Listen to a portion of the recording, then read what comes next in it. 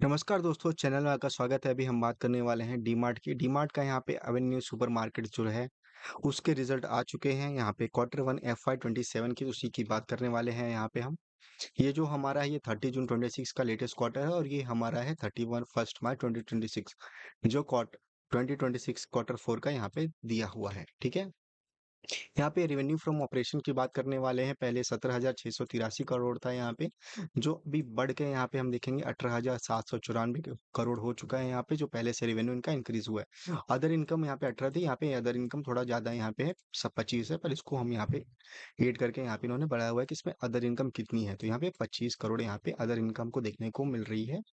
तो यहाँ पे टोटल जो हमको निकल के आ रहा है 820, जो पहले 17,702 करोड़ था, जो इसमें सभी 500 का यहाँ पे इंक्रीमेंट हमको देखने को मिला है। यहाँ पे एक्सपेंसेस की बात करते हैं। कंपनी ने एक्सपेंसेस क्या है, purchase of stock in trade, मतलब इनके जो यहाँ पे ये सामान खरीदते हैं, जो इन्वेंट्री खरीदते हैं, उसमें कितना पहले से देखेंगे। परचेस इनका जो पहले 15,541 करोड़ था, उससे इंक्रीज करके यहाँ पे 15,936 करोड़ किया हुआ है, जो अच्छा यहाँ पे हमको देखने को मिल रहा है। और चेंजेस कर रहे हैं यहाँ पे। स्टॉक इन ट्रेड की बात करें 110 यहाँ पे है, जो पहले 430 करोड़ हुआ करता था। एम्प्लॉय बेनिफिट की बात करते हैं तो एम्प्लॉय बेनिफिट यहाँ पे 451 पे स्पेंड हुए हैं यहाँ पे।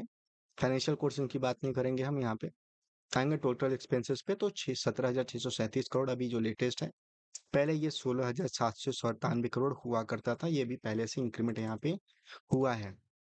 ठीक है, यहाँ पे पैट की बात कर लेते हैं। तो पैट कितना आता है ये सब करने के बाद, तो अभी जो लेटेस्ट पैट आया यहाँ पे, प्रॉफिट आफ्टर टैक्स आया है, वो है 1,183 करोड़। और जो इसका क्वार्टर मार्च का जून मार्च में जो है रिजल्ट आया था, उसका था 904 करोड़। ठीक है, पहले से इंक्रीमेंट हुआ है। पर इसके पहले की हम बात करते हैं, क्वार्टर रिजल्ट जो जून 2025 में आए थे, उसके रिलेटेड देखेंगे तो उसके रिलेटेड यहाँ पे हमको कम देखने को मिल रहे हैं। अभी एक क्वार्टर में कम हुआ था।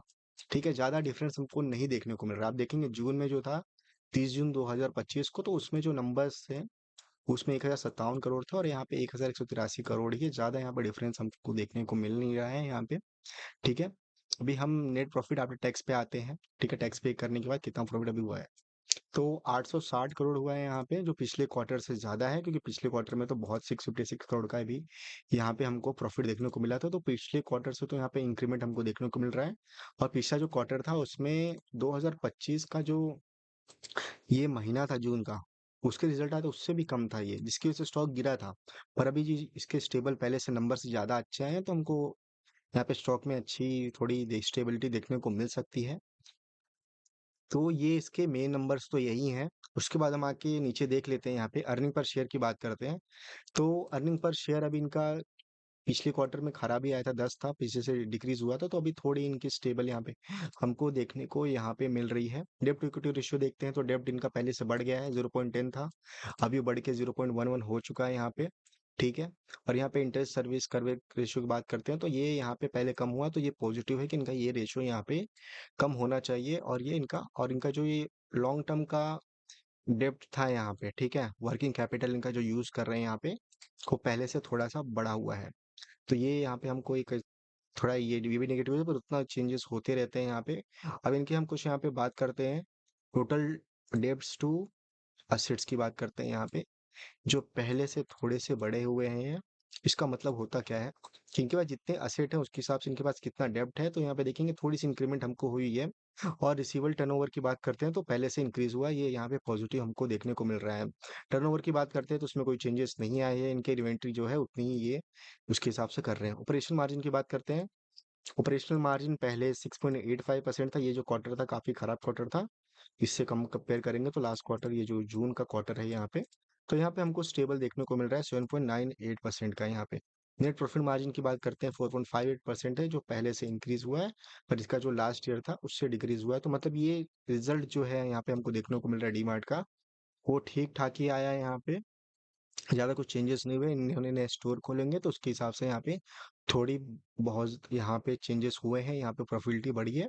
पर उतना जो नंबर्स होते हैं वहाँ पे हमको देखने को नहीं मिल रही है। मार्जिन इतने इंक्रीज नहीं हुए हैं इनके, ना यहाँ पे ज्यादा चेंजेस आए हैं। उल्टा इनका डेब्ट टू इक्विटी रेशियो यहाँ पे इंक्रीज हुआ है। और कुछ चीजें मैं आपको यहाँ पे बता देता हूँ जो यहाँ पे पूरे इस कॉन कॉल में दिया हुआ था। बात करते हैं तो डीमार्ट ने अभी एनसीडी किया था, नॉन कन्वर्टिबल डिबेंचर्स। इसमें क्या करने वाली हैं वो, कि 1,000 करोड़ मार्केट से उठाने वाले हैं। इसमें 500 करोड़, 300 करोड़, 200 करोड़, 300 करोड़, इस तरीके से ये पैसा 1000 करोड़ उठाएंगे, उसके ऊपर ये डिस्काउंट रेट में इंटरेस्ट देते हैं। इस तरीके का कुछ ये पैसा उठाते हैं। इसमें एक चीज़ फ़ायदा ये रहता है कि कंपनी अपने जो शेयर हैं उनको डाइल्यूट नहीं करती है। कंपनी के शेयर कंपनी के पास रहते हैं, उनको बस वहाँ से मार्केट से पैसा मिलता है, उसके ऊपर कंपनी एक इंटरेस्ट पे करती है, तो उसको नॉन कल्चरल डिविडेंड बोलते हैं। 1000 करोड़ यहाँ पे कंपनी उठाने वाली है। और ये जो हमको है, ये थर्ड क्वार्टर जब आएगा यहाँ पे दिसंबर का, तो हमको यहाँ पे मार्च के क्वार्टर में देखने को मिलेगा। थर्ड क्वार्टर जो दिसंबर का आने वाला है, तो वहाँ पे हमको देखने को मिलने वाला है। और इसके बात करते हैं तो ज़्यादा यहाँ पे चेंजेस नहीं हुए हैं, कुछ 10% की इंक्रीमेंट के आसपास ही यहाँ पे चेंजेस हुए हैं इसके रिजल्ट में लेके, तो कुछ उतना चेंजेस नहीं है। अब इसके चार्ट को भी देख लेते हैं, आज क्या रिएक्शन रहा मंडे के दिन में डीमार्ट के शेयर में, वो भी देख लेते हैं हम। डीमार्ट के चार्ट की बात करते हैं तो यहाँ पे हमको क्लियर दिख रहा है स्टॉक अपने, ये इस क्वार्टर जब आया था इसका, मई के महीने में स्टॉक अच्छा खासा रनअप किया था, स्टॉक ऊपर भी था, पर जैसे रिजल्ट आए थे, रिजल्ट आने के बाद स्टॉक देखेंगे यहाँ पे गिर चुका था। यहाँ पे अभी तक स्टॉक वहाँ से 12% से ज़्यादा गिर चुका है यहाँ पे, क्योंकि रिजल्ट अच्छे बिल्कुल नहीं थे प्रीवियस क्वार्टर के। इस क्वार्टर के थोड़े स्टेबल आए हैं।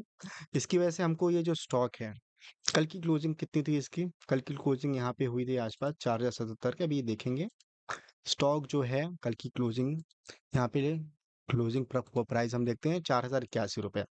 और आज ओपनिंग प्राइस हम देखेंगे तो स्टॉक कितने पे ओपन हुआ है यहाँ पे, स्टॉक का ओपनिंग प्राइस हमको देखने को यहाँ पे मिल रहा है ये पॉइंट पे, ठीक है।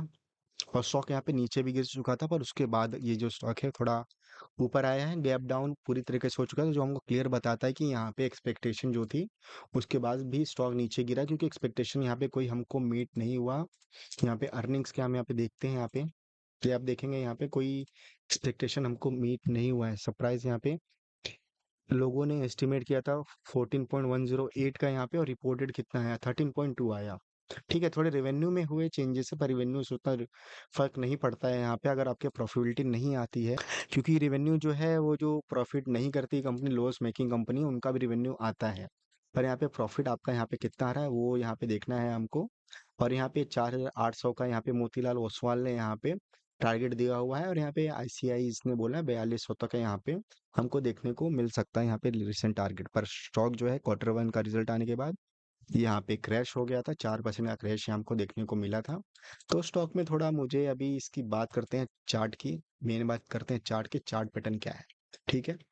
तो चार्ट पैटर्न हमको यहाँ पे क्लियर देखने को मिल रहा था। ये इसका रेजिस्टेंस पॉइंट था बहुत टाइम से, ये जो देखेंगे दिसंबर 2025 से लेकर यहाँ पे मार्च 2026 तक, करीबन 3 महीने तक ये जो रेजिस्टेंस पॉइंट था इसने ब्रेक किया था डीमार्ट ने। और इसी रेजिस्टेंस पॉइंट पे फिर से यहाँ पे उसने इसको यहाँ से बाउंस बैक किया था। इसका जो यहाँ पे बाउंस बैक करने के बाद उसी पॉइंट पे कंसोलिडेट हो रहा था स्टॉक पूरी तरीके से। डीमार्ट के लिए बहुत ही अच्छा सपोर्ट था, यहाँ पे बहुत टाइम से देखेंगे इसके ब्रेक नहीं किया था, ऊपर ही गया था स्टॉक, यहाँ पे अच्छा खासा यहाँ पे डिमांड जोन बन रहा था। इसकी वजह से स्टॉक देखेंगे रिजल्ट आने के पहले भी 5-6 दिन तक यहाँ पे 6 कैंडल्स बनाई हैं जो यहाँ पे इसको ब्रेक नहीं कर रही थी।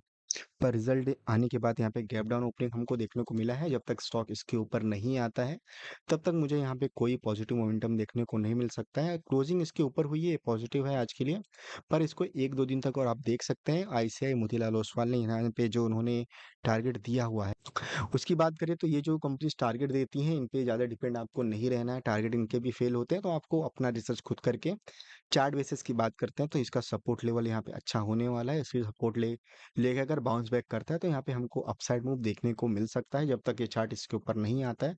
फिलहाल मैं स्टॉक के ऊपर अपनी कोई पोजीशन नहीं लेने की सोच रहा हूँ मैं यहाँ पे, जब तक इसके ऊपर सस्टेन नहीं करता है। तो आप भी ध्यान दीजिएगा इसको, अगर आपके पास पड़ा हुआ है तो अगर इसके ऊपर सस्टेन करके ऊपर जाता है तो आपको यहाँ पे पॉजिटिव मोमेंटम देखने को मिल सकता है। रिजल्ट की बात करते हैं, रिजल्ट यहाँ पे पॉजिटिव बिल्कुल नहीं है, जिसकी वजह से स्टॉक देखेंगे अपने ऑल टाइम हाई से कितना गिर चुका है। जब रिजल्ट अच्छे नहीं आएंगे पॉजिटिव मोमेंटम आपको नहीं मिलने वाला है स्टॉक में। मार्केट में दूसरे स्टॉक भी हैं, उनके ऊपर भी ध्यान दे सकते हैं। 27% का भी गिर चुका है ऑल टाइम हाई से, और कोई उम्मीद भी नहीं है कि स्टॉक अभी ऊपर जाएगा, तो इसको अभी हाथ ना लगाएं तो ज़्यादा अच्छा रहेगा। शॉर्ट टर्म के लिए भी मुझे ये स्टॉक ये खास अच्छा नहीं लग रहा है। कितना टारगेट दिया है, किसी ने बोला 4200, ठीक है, 4200 कितना 5% होता है। और किसी ने बोला था मोतीलाल ओसवाल ने 48 हो जाए, कितना है 20% का यहाँ पे हमको दिख रहा है। और इतना जाने में मुझे लगता है कि कितना टाइम लगा इसको गिरने में इसको लगे हैं 22 दिन, तो 1-2 महीना चले जाएंगे इतने में। तो जैसा रहे आप देख सकते हैं पॉजिटिव मोमेंटम नहीं है, डीमार्ट को आप सावधानी से ट्रेड करें, बहुत बड़ा स्टॉक है ये। 4200 का शेयर है, तो आपको एवरेज करने में भी इश्यू आ सकता है। तो यही मेरी आज की एनालिसिस थी डीमार्ट को लेके। अभी लेटेस्ट क्वार्टर इसका जो आता है सेकंड वाले दिसंबर वाला, वो देखने के लिए होगा, क्योंकि कंपनी ने पैसा रेज किया है तो उसको इन्वेस्ट करते हैं, तो हमको पॉजिटिव देखने को मिल सकता है। फिलहाल अभी कोई ना पॉजिटिव न्यूज़ है यहाँ पे, ना हमको कोई चार्ट पे पॉजिटिव यहाँ पे देखने को मिल रहा है। उल्टा इसने इसका जो सपोर्ट बना हुआ था इतने टाइम से, यहाँ पे बार बार यहाँ पे सपोर्ट लिया था 2-3 बार, उसको भी ब्रेक कर चुका है स्टॉक। तो इसमें अपनी नज़र आप रख सकते हैं, आपको जैसे भी यहाँ पे चार्ट के हिसाब से अपनी स्टडी के हिसाब से लगे, तो उसमें एंट्री या नहीं एंट्री ले सकते हैं। मेरे हिसाब से तो अभी स्टॉक थोड़ा वीक है। पॉजिटिव है यहाँ पे कि थोड़ी ऊपर क्लोजिंग हुई है, और उससे कोई ज़्यादा यहाँ पे फर्क पड़ता नहीं है। Thank you.